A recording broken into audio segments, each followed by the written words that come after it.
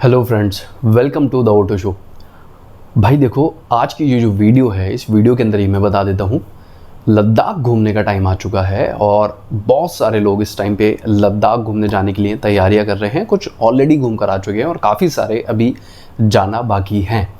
और ज़्यादातर जो लोग इसमें हैं वो करेंगे बाइक राइड, और काफ़ी सारे लोग ऐसे होंगे जो अपने खुद के 4 व्हीलर को लेकर जाने वाले हैं। अगर आप किसी कमर्शियल व्हीकल से जाने वाले हैं, अगर आप ड्राइवर करके लेकर जाने वाले हैं, फिर तो ये वीडियो आपके लिए नहीं है। लेकिन मैं आपको ये बता देता हूँ कि अगर आप अपना खुद का व्हीकल लेकर जाएंगे, अपनी खुद की बाइक या फिर अपनी खुद की गाड़ी लेकर जाएंगे, तो ये जो वीडियो है भैया, ये आपके लिए है। और मैं ये बता रहा हूँ कि इस वीडियो को पूरा देखना। बहुत छोटा सा वीडियो है, बहुत लंबा वीडियो नहीं है, लेकिन इसमें जो बात मैं बताने वाला हूँ भाई, वो बहुत ज़्यादा काम की है। देखो, समझने की कोशिश करते हैं। लद्दाख के अंदर कुछ एक वीडियोस आपने देखे होंगे, कुछ लोग आपको सलाह देंगे कि जब कभी भी आप लद्दाख जाते हैं तो आपने ये करना है और आपने ये नहीं करना है। क्योंकि मैं पर्सनली खुद का एक्सपीरियंस बताता हूँ, मैं खुद लद्दाख राइड करके आ चुका हूँ। तो लोग क्या गलतियाँ करते हैं, अगर आप देखेंगे भी लद्दाख राइड जब आप खुद करने जाएंगे, आप खुद से लद्दाख घूमने जाएंगे, तो आप देखेंगे कि कुछ लोगों की जो व्हीकल हैं वो रास्ते के अंदर ख़राब हो गए। पहली चीज़ तो ये कि अगर पॉसिबल है तो आप उनकी हेल्प करें। हो सकता है किसी का फ्यूल ख़त्म हो गया हो या फिर उसकी बाइक में कोई छोटी मोटी कमी आ गई हो। तो सबसे पहली चीज़, आप चाहे गाड़ी लेकर जा रहे हैं या फिर आप अपनी बाइक लेकर जा रहे हैं, तो भाई सबसे पहला ध्यान जो आपने रखना है वो ये कि आप अपने बैटरी को सही से चेक करवा लेना। अगर आपकी बैटरी दिल्ली जैसी सिटी के अंदर या फिर नॉर्मल सिटी, चाहे आप मध्य प्रदेश से हैं या फिर आप साउथ इंडिया की तरफ से हैं या दिल्ली से हैं, चंडीगढ़ से हैं, मतलब आप एक गर्म जगह से अगर बिलोंग करते हैं और आपकी बैटरी यहाँ पर दिक्कत करती है कभी कभी, तो उस बैटरी को चेंज करवा कर तभी लद्दाख जाना। क्योंकि वहाँ होती है ठंड, और ठंड के अंदर जो आपका व्हीकल है फिर वो स्टार्ट होने में परेशानी करता है। रात को खड़ी करोगे, रात को ठंड ज़्यादा होगी, सुबह तक जो बैटरी है वो काफ़ी हद तक ड्रेन हो चुकी होगी या डेड हो चुकी होगी। सेल्फ लगाते रहना, बाइक या फिर कार स्टार्ट नहीं होगी। तो ये चीज़ ध्यान में रख कर जाओ कि आपने अपनी बैटरी की हेल्थ को सही तरीके से रख के ले जाना है। अंदर जो लद्दाख की ट्रिप है वो आपके लिए परेशानी बन सकती है, और उसका रीज़न बताता हूँ कि भैया परेशानी कैसे हो सकती है। क्योंकि जब आप मनाली से स्टार्ट करते हैं टूवर्ड्स लेह, जब आप मनाली से लेह की तरफ जाएंगे तो एक जगह आती है किलोंग। किलोंग तक आपको मैकेनिक मिल सकते हैं, लेकिन जब आप एक बार किलोंग को क्रॉस कर जाएंगे, किलोंग से लेकर लेह तक आपको कोई नहीं मिलने वाला है। आप ऐसा मान कर चलिए कि तकरीबन 300 किलोमीटर का जो स्ट्रेच है वो ऐसा होगा जहां आपको कोई असिस्टेंट नहीं मिलेगा। कार अगर आपकी ख़राब हो जाती है, अगर आपकी बाइक यहाँ पर ख़राब हो जाती है, तो आपके पास सिर्फ एक ऑप्शन होगा, उसे ट्रक के अंदर लाद देना और उसके बाद उसे या तो लेह की तरफ लेके जाना या फिर किलोंग लेकर आना, और वहीं पर उसको ठीक करवाया जा सकता है। तो ये एक परेशानी वाली बात आपके लिए हो सकती है। और दूसरी चीज़, जो मेनली राइडर करते हैं और ख़ासतौर से ऐसे राइडर जिन्हें हिल पर राइड करने का एक्सपीरियंस नहीं है, कार में ये परेशानी आपको फील हो सकता है बिल्कुल भी ना हो। कुछ लोग ऐसी गलती कर सकते हैं, लेकिन बाइक में अक्सर जो राइडर होते हैं वो ये गलती करते हैं। अक्सर बाइकर के साथ में ऐसा होता है कि वो मनाली से अपनी राइड को स्टार्ट कर देते हैं और लेह पहुंचने से पहले उनकी जो बाइक है उसमें हो जाता है ब्रेक डाउन, बाइक ख़राब। ऐसा कार वालों के साथ भी हो सकता है, लेकिन ये काफ़ी हद तक बाइक वालों के साथ ही होता है। ये क्यों हो रहा है, ब्रेक डाउन क्यों हुआ, ऐसा क्या कर दिया ऐसे रास्ते में? तो जो नौ सीखे राइडर होते हैं या जिन्हें नॉलेज नहीं होती कि हिल के अंदर किस तरह से राइड करना है, तो वो क्लच को दबा कर रखते हैं।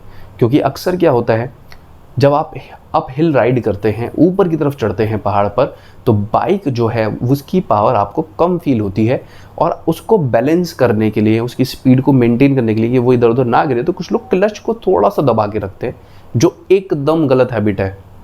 बिल्कुल नहीं करना है ऐसा। आपने क्लच को इस तरह से ऑपरेट नहीं करना भाई। आपने गियर शिफ्ट करने के बाद क्लच को पूरा छोड़ देना है। क्लच पे हाथ भी मत रखो। आप ये भी मत सोचो हल्का सा दबा रखा है, नहीं दबाना बिल्कुल।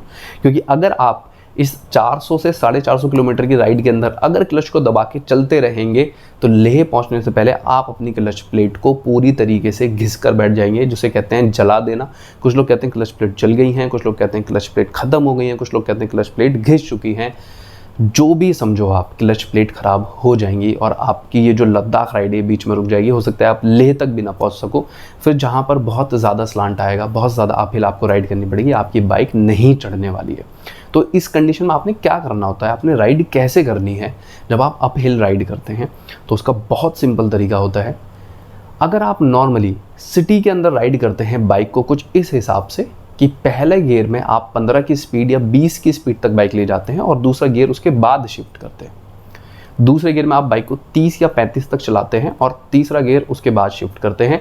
तो इस चीज़ को थोड़ा सा समझने की कोशिश करना कि हम लोग इसे नॉर्मल लैंग्वेज में कहते हैं कि पहाड़ों में थोड़ा सा खींच कर चलाओ, एक्सेलरेटर ज़्यादा, गियर कम।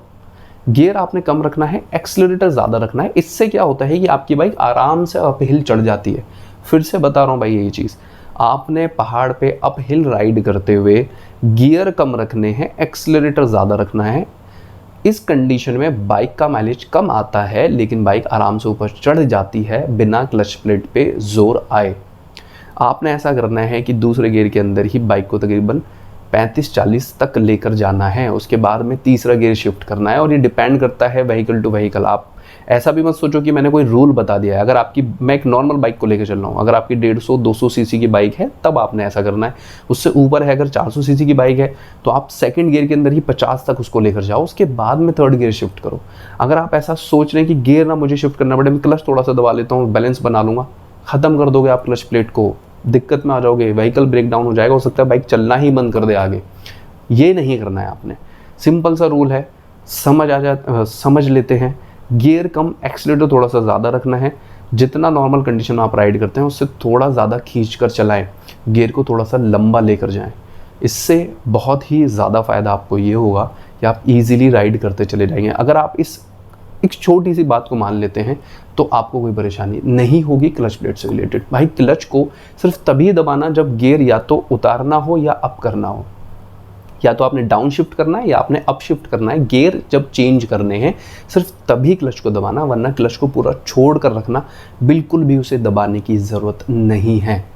यही सलाह मैं कार वालों को दूंगा। अगर आप कार से जाना चाहते हैं तो गियर कम रखना, एक्सीलरेटर ज़्यादा रखना, कार को थोड़ा खींच कर चलाना, आपको पूरी पावर वहाँ पर मिलेगी। ऐसा मत सोचना कि मेरी कार ने पावर जनरेट करना कम कर दिया और आप क्लच दबाने लगे। क्लच मत दबाना भाई, क्लच से पूरा पैर हटा के रखो, सिर्फ गियर शिफ्ट करो और अपनी कार को स्मूथली ऊपर जाने दो।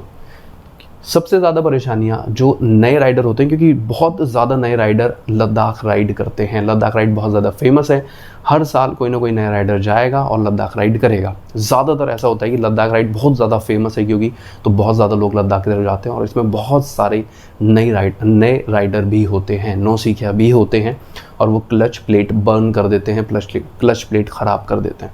तो आपने इस चीज़ का ध्यान रखना है। बहुत सिंपल सी चीज़ है।